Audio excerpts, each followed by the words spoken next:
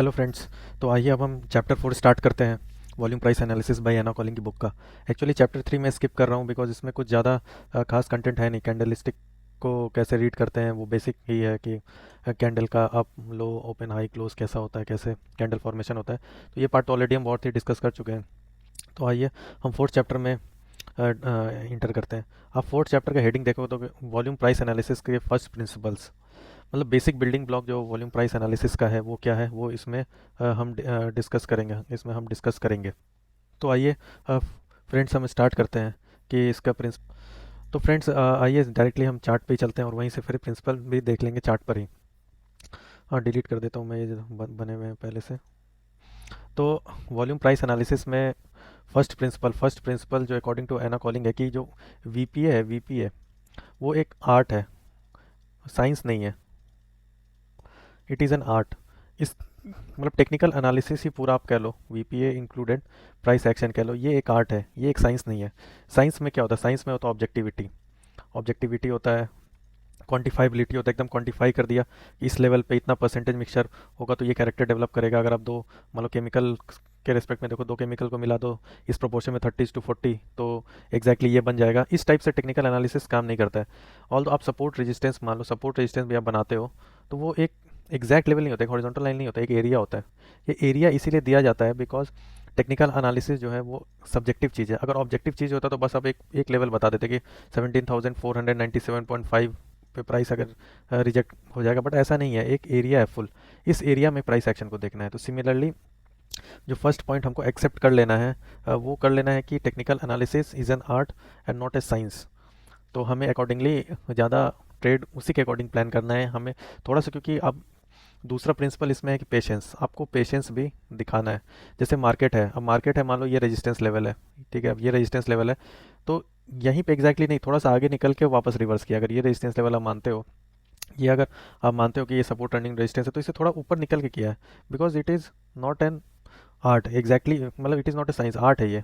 अब इसको सिंपल करो, किसी टैंकर को, अगर कोई टैंकर जा रहा है फुल स्पीड से तो उसको ब्रेक लगाते भी कुछ मोमेंटम रहता है तो कुछ डिस्टेंस ट्रेवल करता है। सिमिलरली प्राइस है, प्राइस मूव करे तो ऐसा नहीं कि सेलिंग प्रेशर आएगा तो वन एक ही बार में रिवर्स कर जाएगा। इट विल टेक टाइम, हो सके अब इसका मोमेंटम स्लो हो जाए, धीरे धीरे इंक्रीज करे या कंसोलिडेशन फेज में चला जाए, कर्व ऐसा बन जाए, इनिशियली ऐसा राइज कर रहा था फिर स्लोप कम हो जाए, फिर ऐसा हो जाए, फिर रिवर्स करेगा।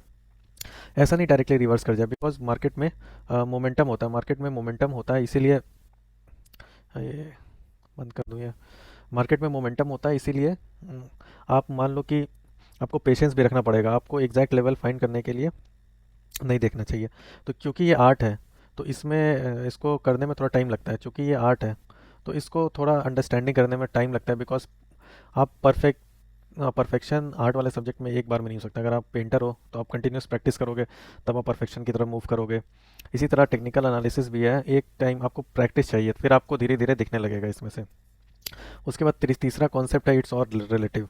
सब चीज़ रिलेटिव, कुछ भी एब्सोल्यूट नहीं है। आप बोलोगे कि इतना वॉल्यूम बार मान लो, इतने लेंथ का वॉल्यूम बार बना हुआ है, ये हाई वॉल्यूम है तो ये क्या लो वॉल्यूम है? ये हाई वॉल्यूम है अपने कॉन्टेक्स्ट में, थोड़ा इमीडिएट कॉन्टेक्स्ट के हिसाब से ये जो वॉल्यूम बार है ये हाई है। ये वॉल्यूम बार अपने इमीडिएट कॉन्टेक्स्ट के हिसाब से आई, हो सके किसी दूसरे स्टॉक में नॉर्मली इतना लंबा लंबा वॉल्यूम बार बनता हो, हम कह नहीं सकते। तो ये ऑल रिलेटिव है, सब चीज़ रिलेटिव। हमको किसी भी एब्सोल्यूट चीज़ के में नहीं देखना, हमको आसपास के प्राइस एक्शन, आसपास अपने इन्वायरमेंट को देखना है और उसके अकॉर्डिंग उसी के रिलेशन में सब चीज़ देखना है बिकॉज एवरीथिंग इज़ रिलेटिव। उसके बाद एक कॉन्सेप्ट दिया उसने, practice practice will make you perfect, ये एक उन्होंने दिया है। उसके बाद वीपीए जो है खुद में एब्सोल्यूट नहीं है। वीपीए को आपको यूज़ करना है टेक्निकल एनालिसिस के साथ, वीपीए को आपको यूज़ करना है ट्रेंड के साथ, वीपीए को यूज़ करना है आपको प्राइस पैटर्न के साथ।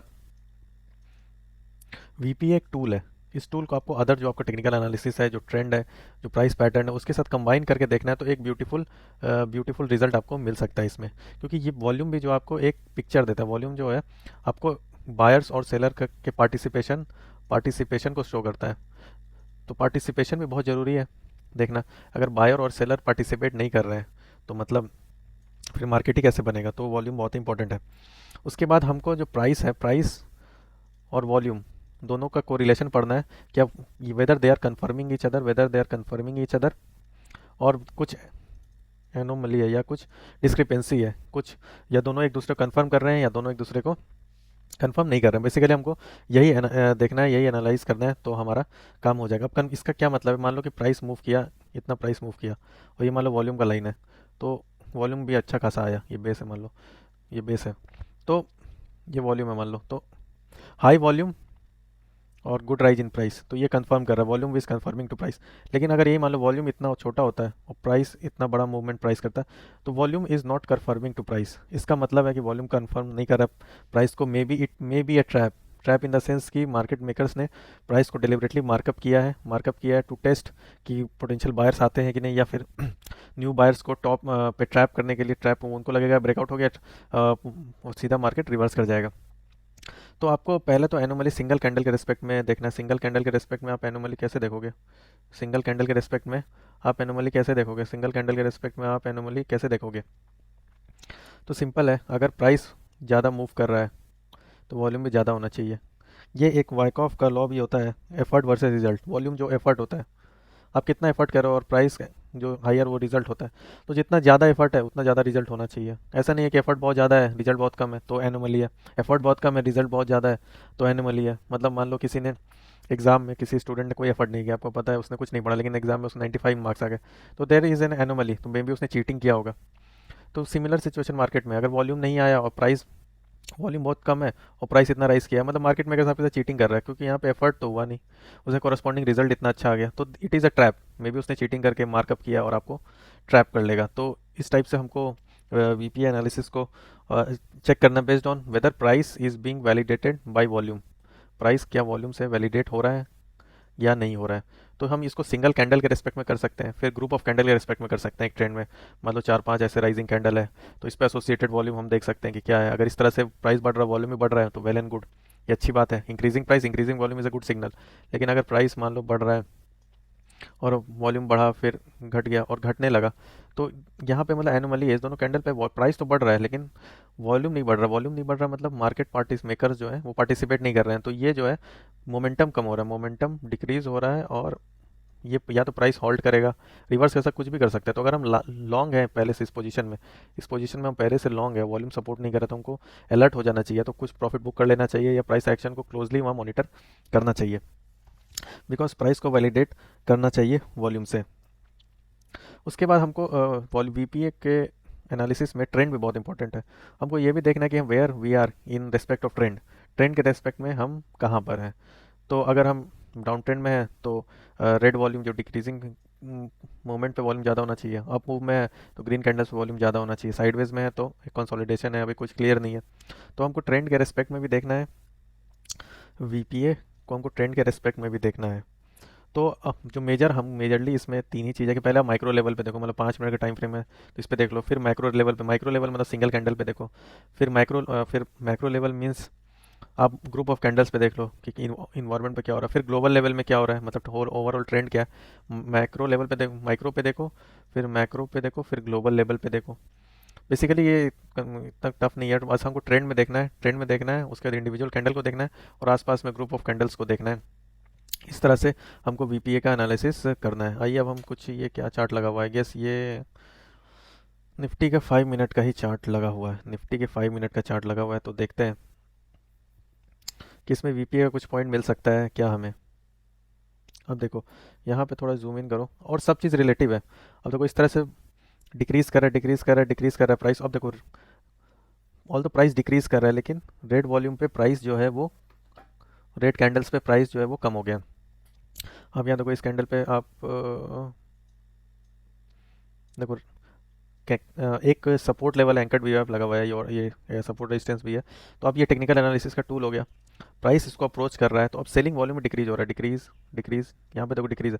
कैंडल का लेंथ कितना है और वॉल्यूम कम है, मीनिंग कि ये ट्रैप भी हो सकता है और यहाँ पे सेलिंग रुक सकता है। उसके बाद देखो अब मूव बना, अप मूव में अच्छा वॉल्यूम आया, मतलब यहाँ से रिवर्सल हो सकता है। उसके बाद यहाँ पे कंसोलिडेट किया मार्केट, उसके बाद ब्रेकआउट जो हुआ अच्छे वॉल्यूम में हुआ, रिटेस्ट आप देखो, रिटेस्ट जो है फिर कम वॉल्यूम में हो रहा है, रिटेस्ट जो है कम वॉल्यूम में हो रहा है। फिर इन से ग्रीन कैंडल का वॉल्यूम ठीक ठाक है, तो मार्केट ऊपर गया, बट उतना भी ज़्यादा नहीं है, इसलिए मार्केट का जो स्पीड था वो थोड़ा स्लैंटिंग था, एकदम ऐसे नहीं था, वर्टिकल नहीं था। तो आई होप आपको ये समझ में आ रहा होगा कि मैं क्या कहना चाह रहा हूँ, कि ट्रेंड के रेस्पेक्ट में, कैंडल के रेस्पेक्ट में आपको वॉल्यूम प्राइस एनालिसिस को देखना है। और भी आप देख सकते हो, ये आप देखो यहाँ पे अच्छा वॉल्यूम पे गुड कैंडल बना, अच्छी बात है।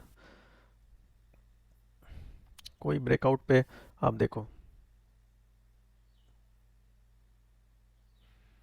तो इस तरह से हमको देखो, अब देखो यहाँ पे लग रहा था रिवर्सल हो जाएगा, रिवर्सल हो जाएगा, सेलिंग सेलिंग आ रहा है, लेकिन जिस टाइप का कैंडल बना, लेंथ देखो, वॉल्यूम देखो, उतना वॉल्यूम नहीं है। तो एक कैंडल में एनोमली है, उसके बाद देखो प्राइस रिजेक्शन हुआ फिर, और देखो अगर डाउन ट्रेंड है तो रेड वॉल्यूम इंक्रीज होते जा रहा है, तो ये डाउन ट्रेंड को कंफर्म कर रहा है। तो इस टाइप से हमको price anomaly, volume anomaly, false breakout, ये सब भी हमको देखना है। वेदर ब्रेकआउट जेन्युइन है तो उसको वॉल्यूम से सपोर्ट होना चाहिए। अगर अगर ब्रेकआउट मान लो जेन्युइन है, अगर ब्रेकआउट जेन्युइन है, अगर ये मान लो लाइन है, यहाँ पे ब्रेकआउट हो रहा है, कैंडल ब्रेकआउट कैंडल है, तो वॉल्यूम पे उस पर सपोर्ट करना चाहिए। ये नहीं होना चाहिए कि ब्रेकआउट दे दिया इतने बड़े से और वॉल्यूम इतना छोटा है, तो दिस इज़ अ ट्रैप, उसके बाद मार्केट रिवर्स कर जाएगा। और या फिर ब्रेकआउट हुआ, उसके बाद कंसोलिडेशन, उसके बाद जो रिटेस्ट हो रहा है उसमें इंक्रीजिंग वॉल्यूम आ रहा है, तो it is again failed breakout. Breakout हुआ, प्राइस ब्रेकआउट हुआ, वॉल्यूम भी अच्छा है, उसका रिटेस्ट जो हो रहा है वो डिक्रीजिंग वॉल्यूम पे हो रहा है, छोटे छोटे रेड कैंडल बन रहा है, और फिर इसका ब्रेकआउट आता है, तो this is a genuine breakout. तो इस तरह से रिटेस्ट को भी रीड किया जाता है वॉल्यूम के रेस्पेक्ट में, ब्रेकआउट को रीड किया जाता है वॉल्यूम के रेस्पेक्ट में। तो इस चैप्टर में बेसिकली वीपीए को टेक्निकल एनालिसिस के साथ, ट्रेंड के साथ, प्राइस पैटर्न के साथ, इन सब के साथ मिला के देखना है। और फिर ही एक, क्योंकि मार्केट में एब्सोल्यूट कुछ नहीं है, कोई भी सिस्टम 100% नहीं है। आपको एक दूसरे चीज़ का सहारा, जैसे इस टेक्निकल एनालिसिस ने इसको सपोर्ट किया, वॉल्यूम को सपोर्ट किया, मतलब सब एक दूसरे को कॉन्फ्लुएंस में, कन्वर्जेंस अप्रोच रखना है कि हाँ, दो तीन चीज़ मिलके एक बात बोल रहे हैं तो आप वहाँ पे रिस्क ले सकते हो। कन्वर्जेंस अप्रोच, ये टेक्निकल एनालिसिस बोल रहा है बाई है, वॉल्यूम वीपीए भी बोल रहा है आपको बाई है, प्राइस पैटर्न भी बोल रहा है, तो एक तरह से कुछ कन्वर्जेंस हो रहे हैं डिफरेंट सिग्नल्स का, तो एक प्रोबेबिलिटी है कि वो आपको सक्सेसफुल ट्रेड दे सकता है, क्योंकि market is all about probability. तो हाई फ्रेंड्स, आपको चैप्टर 4 में कॉन्सेप्ट्स जो हैं वो क्लियर हुआ होगा, और ये वीडियो को अब यहीं एंड करते हैं और देखते हैं नेक्स्ट चैप्टर में क्या कॉन्सेप्ट हमें सीखने को मिलता है। तो थैंक यू फ्रेंड्स।